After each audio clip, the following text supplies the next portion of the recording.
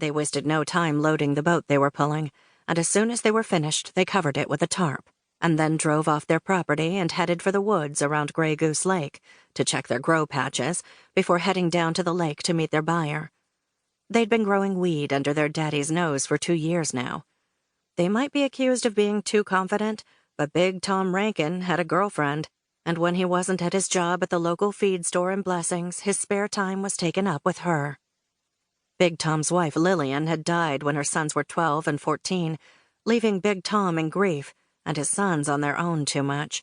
By the time both boys were in high school, they were raising a small patch of tobacco on the farm to help subsidize their dad's small paycheck. Many years later, they were still growing tobacco, taking care of the family's small herd of cattle, and keeping everything in running order. But the dividends they received as small-time farmers weren't enough to suit them anymore. Once they were satisfied all was well at their grow sites, they headed for the lake to their usual boat ramp, unloaded the boat into the water, then started the outboard motor and headed out to the middle of the lake to fish while they waited for their buyer, Oscar Langston, to arrive from Savannah. Oscar used the same cover that the Rankin brothers used to meet his suppliers by arriving with his boat and fishing gear. Once he reached the lake and got his boat out on the water, he would meet up with the Rankin brothers and go to their boat ramp, where they unloaded the packaged products from one boat to the other, exchanged money, and then went their separate ways. They were still out on the lake fishing when Oscar arrived, but he didn't head for the boat ramp as usual. He was red in the face and angry, which made them nervous.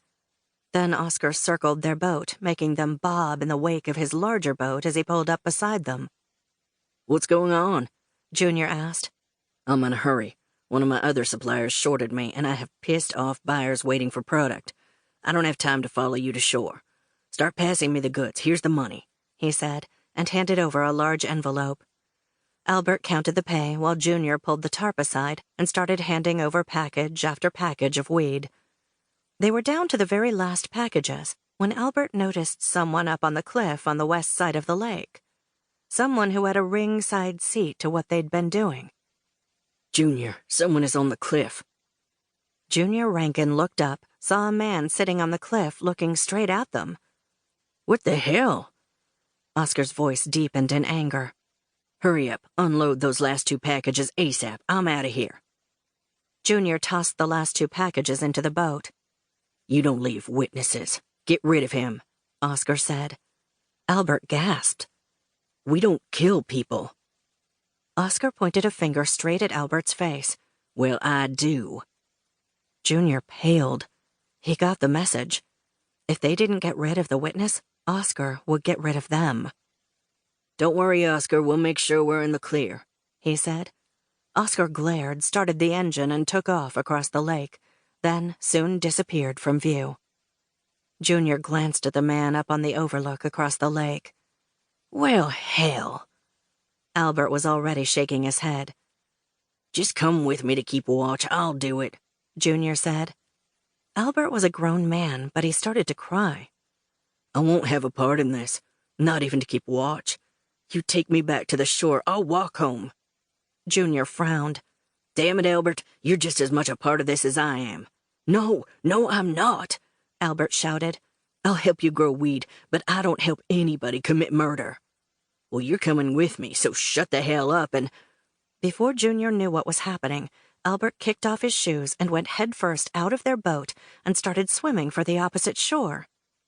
"Shit," Junior said. He knew his brother. When he said no, he meant it, regardless of the reason. So this was definitely left up to him. He started up their outboard engine and headed for a spot farther down on the west shore. He reached shore out of sight of his target, pulled the boat up far enough that it wouldn't float back out on the lake, then started running up through the trees. The closer he got to the man, the more anxious he became. Could he really do this? Could he kill another human being? But if he didn't, what was going to happen to him and Albert? What if Daddy found out? What if the law found out and arrested both of them? He would never get over the shame of going to prison. It would kill Daddy. He and Albert would be the first Rankins ever to be in trouble with the law. All the generations before them had been honorable men, and he and Albert would be the ones to ruin their...